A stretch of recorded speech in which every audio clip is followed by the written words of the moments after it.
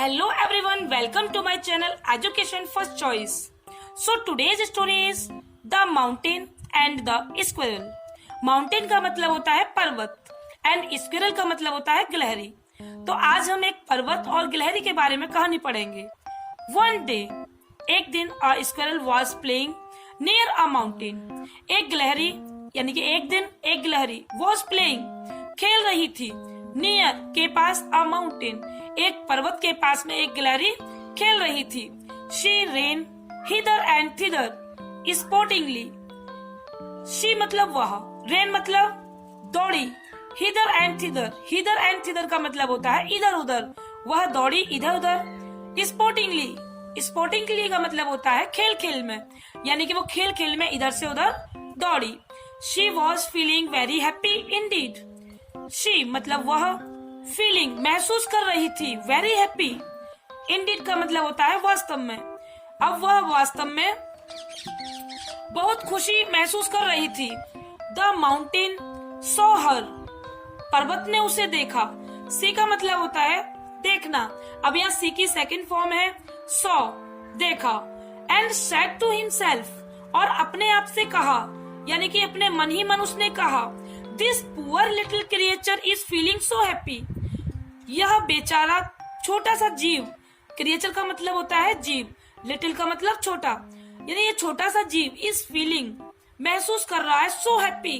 अब ये इतना खुशी क्यों महसूस कर रहा है? What makes it so glad. अब किसने, यानी कि ऐसी क्या चीज है जिसने इसको इतना खुश बना दिया है, इतना खुश कर दिया है? It is of no use to anybody. इसका कोई भी यूज नहीं है. यूज मतलब उपयोग, यानी कि इसका कोई भी उपयोग नहीं है. एनीबडी का मतलब होता है किसी के लिए, यानी कि it is of no use to anybody. तो इसका किसी के लिए कोई यूज नहीं है, जो कि इतना ये छोटा सा क्रिएचर खुश हो रहा है. वाई, क्यों? आफ्टर ऑल का मतलब होता है आखिर. Should it be happy when it has nothing to boast of. अब इसके पास क्या होना चाहिए, यानी कि इसके पास इतना खुश होने के लिए क्या होना चाहिए? When it has nothing to boast of. इसके पास तो कुछ भी नहीं है. जब इसके पास कुछ नहीं है तो ये इतना खुश क्यों हो रही है? Nothing to boast of. तो खुश होने के लिए, इतना सेखी बगाड़ने के लिए इसके पास कुछ भी नहीं है. But लेकिन the squirrel kept playing as before. लेकिन जो गिलहरी थी इसने क्या कीप का मतलब होता है किसी काम को जारी रखना. तो यहाँ पर इसने खेलना जारी रखा. प्लेइंग का मतलब होता है खेलना. तो इसने खेलना को जारी रखा, यानी कि ये खेलती रही. एज बिफोर, जैसे वो पहले खेल रही थी. The mountain felt irritate.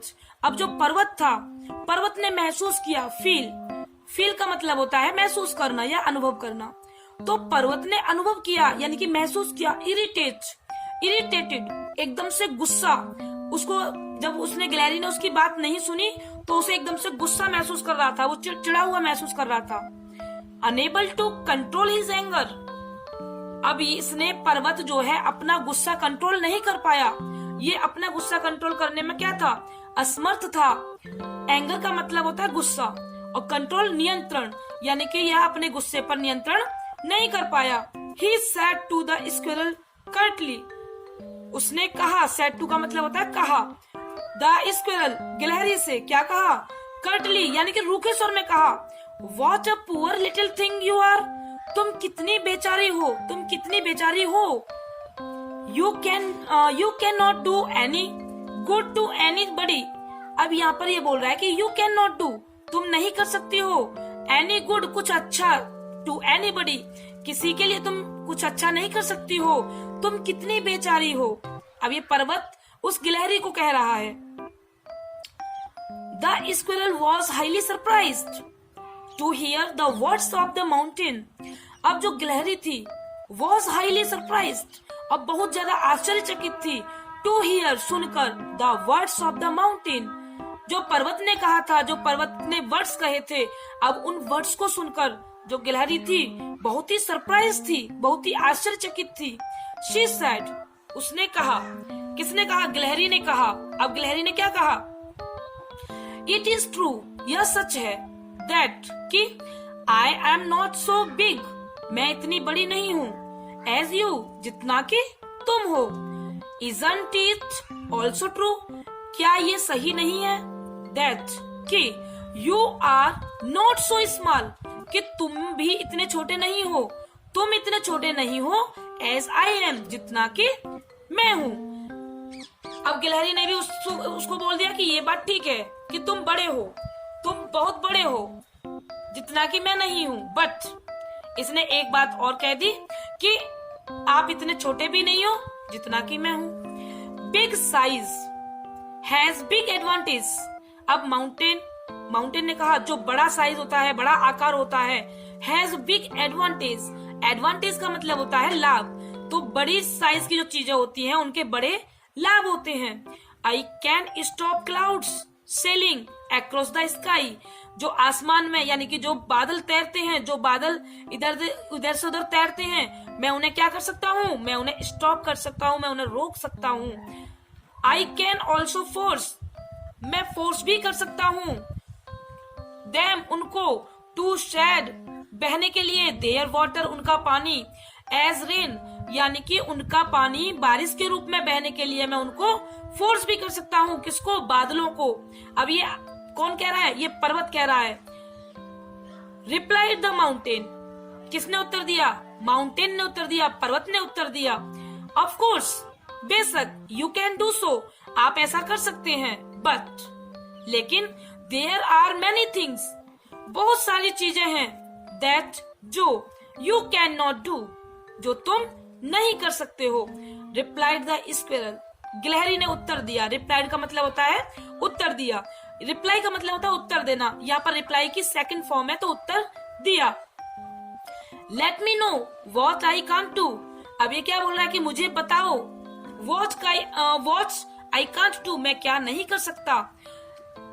Demanded the mountain, अब माउंटेन ने उससे पूछा कि आप मुझे बताओ कि मैं क्या नहीं कर सकता। Don't be across, sorry, don't be cross, यहाँ पर अक्रॉस नहीं है, यहाँ पर क्रॉस है। डोंट बी क्रॉस, सर, आप क्रोधित मत हो। अब ये गिलहरी बोल रही है किसको? पर्वत को, कि आप क्रोधित मत होइए। Can you crack a nut as I can, क्या आप एक नट को, नट का मतलब अखरोट भी होता है, नट का मतलब मूंगफली भी होता है, क्या आप एक अखरोट को या मूंगफली को तोड़ सकते हो? एज आई कैन, जैसा कि मैं कर सकती हूँ। कैन यू जम्प, क्या तुम जंप कर सकते हो, क्या तुम कूद सकते हो?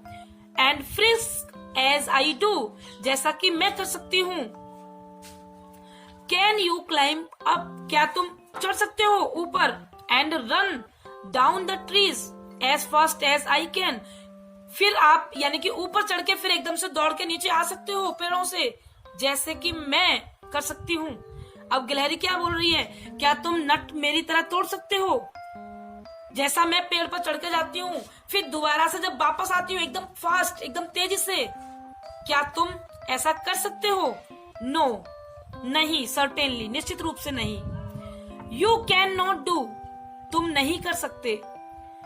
Even one of these things, even इसमें से यानी कि एक चीज भी तुम नहीं कर सकते। रिप्लाइड द मोडेस्ट स्क्विरल, या मोडेस्ट का मतलब विनम्र, उस विनम्र गिलहरी ने उत्तर दिया। The mountain had no words to reply, अब जो पर्वत था उसके पास वर्ड्स नहीं थे उत्तर देने के लिए। अब उसके पास कोई भी उत्तर नहीं था, क्योंकि वो क्या था, वो सोच रहा था कि जितना मैं बड़ा हूँ, गिलहरी बहुत छोटी है, तो उसको गुस्सा लग रहा था कि ये ऐसा खेल रही है। अब कह रही, वो पर्वत ने कहा कि तुम इतनी बेचारी हो कि तुम्हारे खेलने से कूदने से किसी को कोई फर्क नहीं पड़ रहा, तुम इतनी खुश हो रही हो, किसी को कोई लाभ नहीं होने वाला, कोई यूज नहीं होने वाला है, तो आप इतनी खुश क्यों हो रही हो? लेकिन गिलहरी ने भी अपने गुण गिना दिए कि जो काम मैं कर सकती हूँ, क्या पर्वत तुम कर सकते हो? मैं तो छोटी हूँ लेकिन आप बड़े हो, जैसे आप मेरी तरह छोटे नहीं हो वैसे ही मैं आपकी तरह बड़ी नहीं हूँ। तो अब इसने जो अपने काम गिनाए, क्या आप नट तोड़ सकते हो?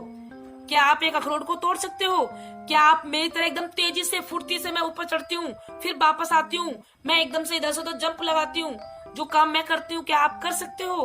अब पर्वत के पास में कोई भी वर्ड्स नहीं थे।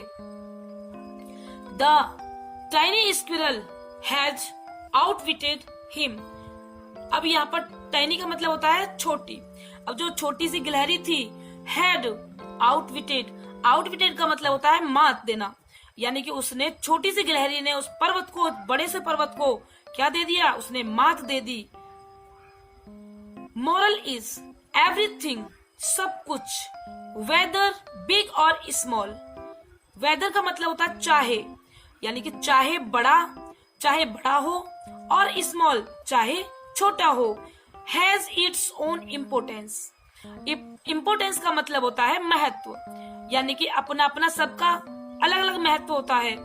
जहाँ एक तलवार का जो महत्व होता है, दूसरी ओर एक सुई का भी अपनी जगह उतना ही महत्व होता है। तो यहाँ पर हम इस तरह से कोई तुलना नहीं कर सकते कि आप छोटे हैं मैं बड़ा हूँ, नहीं, हर चीज का अपनी जगह एक महत्व होता है।